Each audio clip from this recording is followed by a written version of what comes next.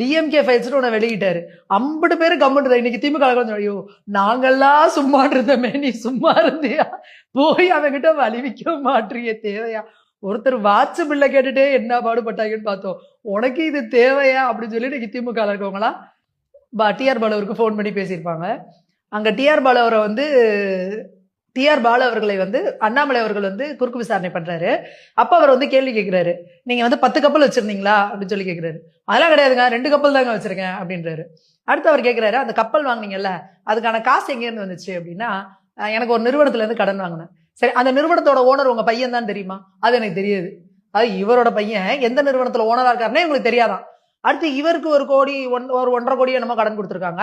இவங்க ஒய்ஃபுக்கு 6 கோடி கடன் கொடுத்துருக்காங்களா அந்த நிறுவனத்துல.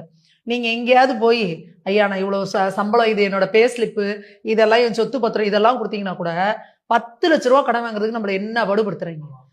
இவங்க மனைவி என்ன பண்ணிட்டு இருக்காங்க? இவங்க என்ன தொழிலதிபரா என்ன பண்ணிட்டு இருக்காங்க? அவங்க பேர்ல 6 கோடி ரூபாய் சொத்து கடன் 6 கோடி ரூபாய் கடன் கொடுத்துருக்காங்களா அந்த நிறுவனம். சரி அந்த நிறுவனம் என்ன வேலை பார்த்துக்கிட்டு இருக்கு அப்படின்னு பார்த்தா அந்த நிறுவனம் இயங்கவே இல்லையா, ஜிஎஸ்டியே கட்டலையா. இயங்காத ஒரு நிறுவனம் எப்படி அவங்களுக்கு கடன் கொடுத்துச்சு அப்படின்னா அது அப்படிதான் கொடுத்துச்சு அதெல்லாம் எனக்கு தெரியாது. நிறுவனம் கடன் கொடுத்துச்சுன்னா நான் வாங்கிப்பேன்.